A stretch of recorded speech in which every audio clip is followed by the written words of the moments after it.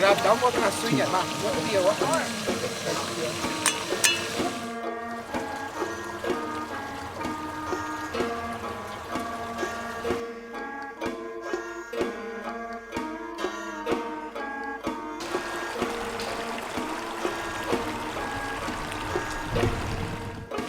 nhà nó thì đó chim cắm lên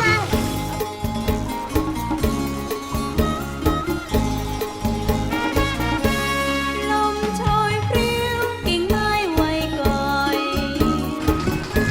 คิดถึงดงดอยของตัวข้าเจ้าจากมาใจหายบ่ไหวมองเศร้าจากเงินจากเหงาจากเขาคงพลอย to nó mình mà tôi y hỏi với ai phát chỉ bông ta giàu làng nghe đi làng yêu hà thế nhưng mà tôi tới đây phát chỉ số cái này nhận xin tên này tao nó sẽ là tao làm cái gì tao làm cái chủ sẽ cái bằng đâu mà mẹ cái tiền này đâu tao làm gì tao yêu tại nhá cả hai taoว่าtao làm chia rồi tao mua chia rồi ha bung lom na在大准呢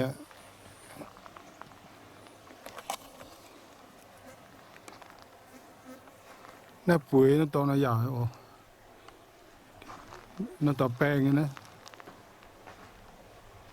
โอ้กล้วยเดี๋ยวจะเล่าล่ะจะเล่านั่นแต่จะเล่าอ่ะเดี๋ยวมันน้ำไปส่งจากการหายสิจิมจะเดี๋ยวว่าเดี๋ยวล่ะไม่มันแค่มาเบียวอ่ะต้องมาเบียวต้องเตรียมจะเบียวได้เดี๋ยวคู่จิบจุ้ย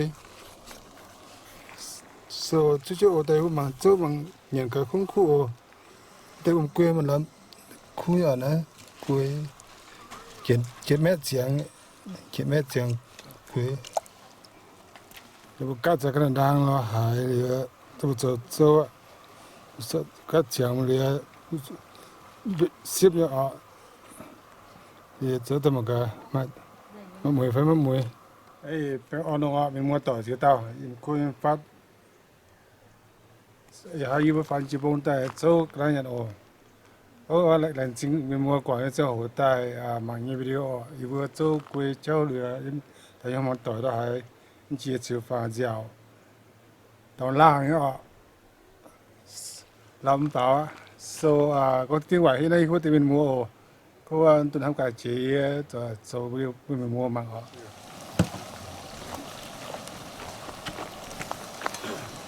đó là chỉ chạy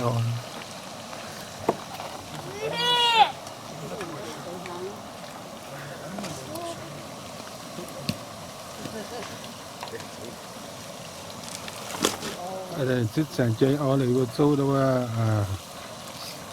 không quê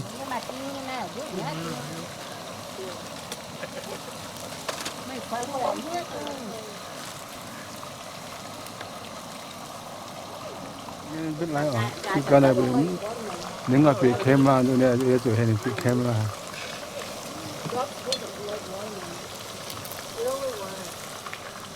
rồi không can tôi lại hả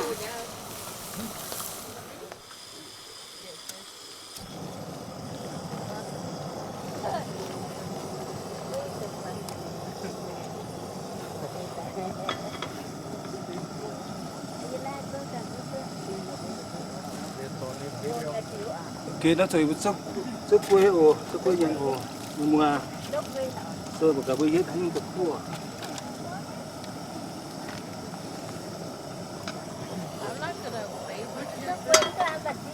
Yeah, you guys, look at her. How's she gonna get in the car today? When? Huh? When she go in, she all clean. Yeah? Yeah. And then hold her up. That's it. Daddy, you don't swim? Okay. No. She don't swim. Oh, five like big. Really? Okay, she's big. Thế đấy phun cho phân chiếu ồ.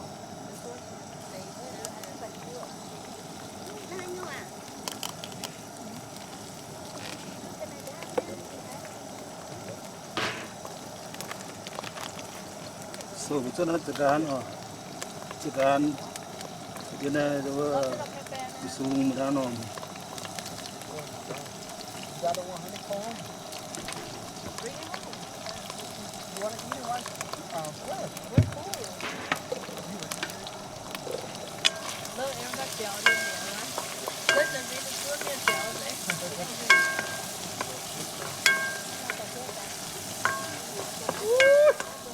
Ta thắt cái nào để đá nha. lồng chảo miên đúng không? lồng chảo miên tức đấy.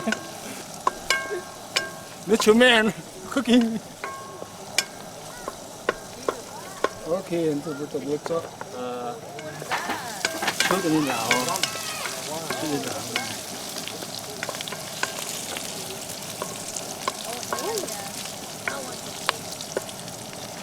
Betul betul ada kue trên.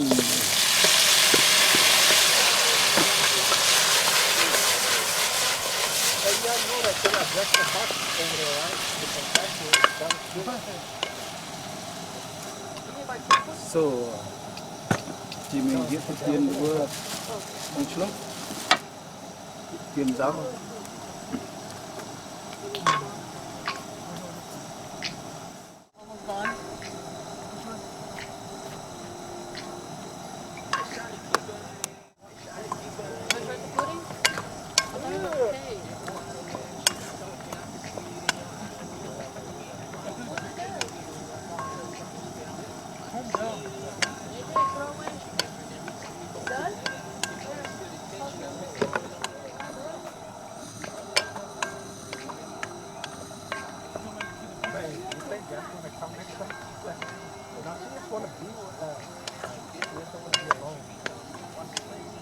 Hey, boy. Get some honeycomb.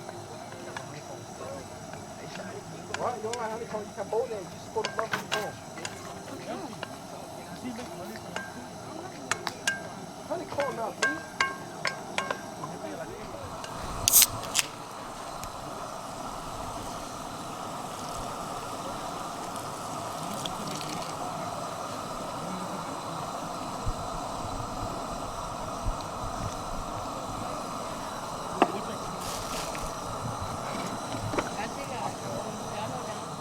rồi bây giờ nó chỉ làm nó hết chứ à? Giờ chỉ làm nó hết chứ.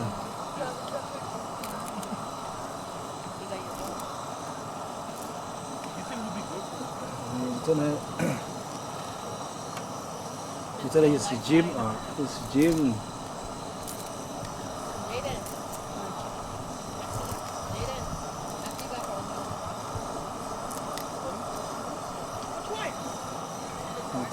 Itu bisa dulu. Bisa là dulu lah, bezo. Bây giờ là có vấn đề. Rồi nên chỗ này chỗ này đâu biểu.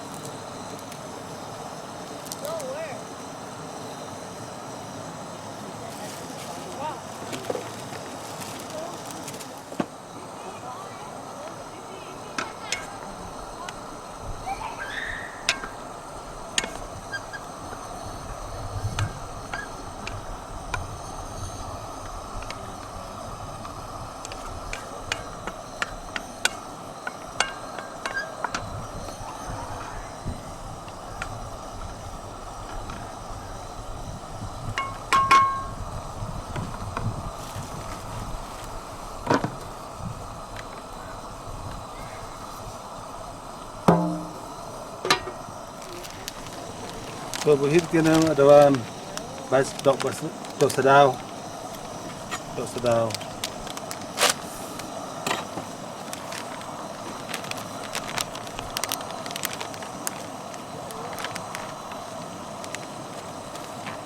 Cái hít sao bây giờ hít sao nó tím thế nhỉ?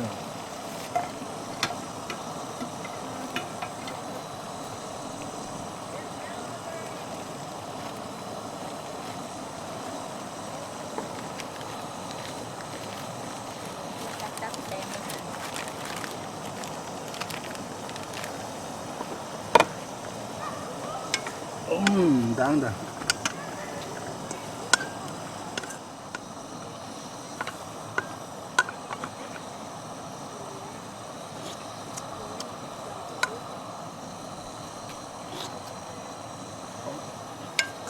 Đồ.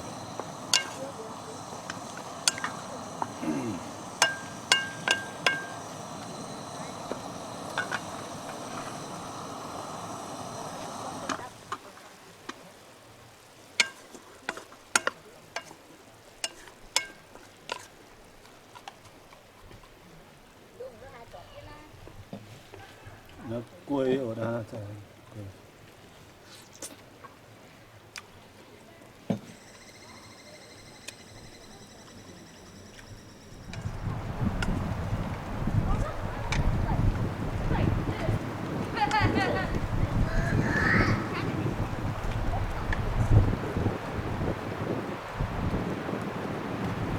Thì thế chẳng quay ở nhưng mà đây là đâu nhỉ?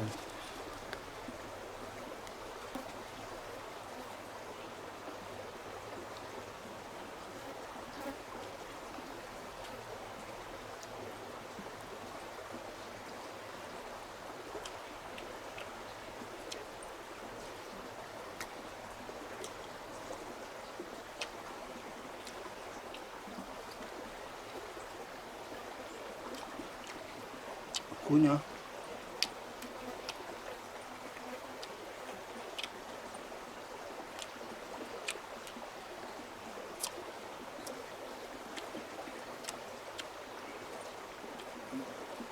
Nó thật chuyện cái này tập cho nó đôi đàng.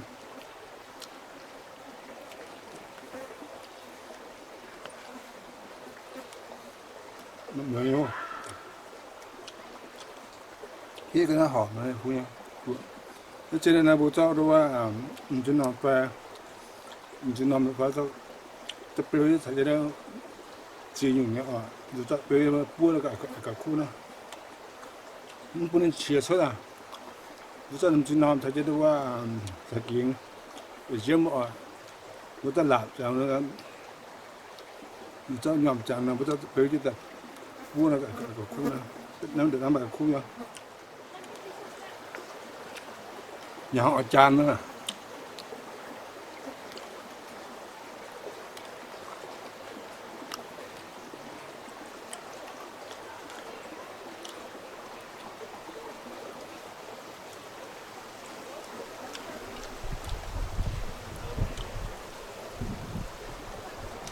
giờ là bây giờ là chúng đàng bây giờ hắn nói cho chúng hải khu nó giờ chúng bạn cái cho năm thao ở cho năm start cần năm style ở trên ở đây một chỗ thì một chỗ đây một chỗ búa em búa này khu nhà em bông chẳng là nên show nữa những cái khu nhỏ nó bạn vì nó bạn mai nữa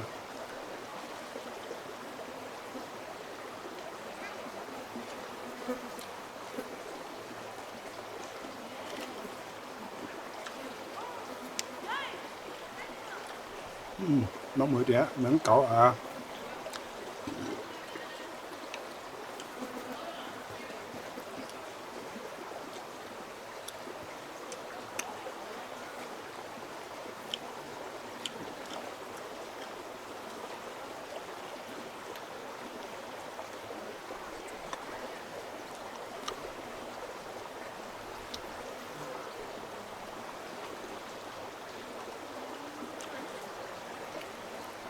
cái à mình bảo nó ông mà cái chúng sắm ở cái chỗ tại mạng như đồ cái chỗ tại hắn nói cho mìnhเลยตัวตัวmua mà tạiนี่จันนึงปูน้ำเสมมาอุ้งกวยอ่ะในตัวจีโต้อ่ะวันนี้ตัวmình hay mà ta liệu bây giờ là chỗ hàng để vào chia từ đó mình một sáng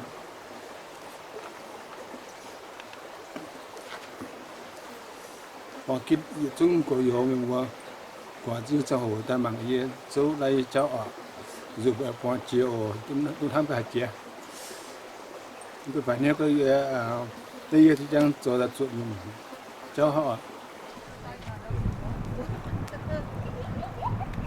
You're not even facing you. Show me.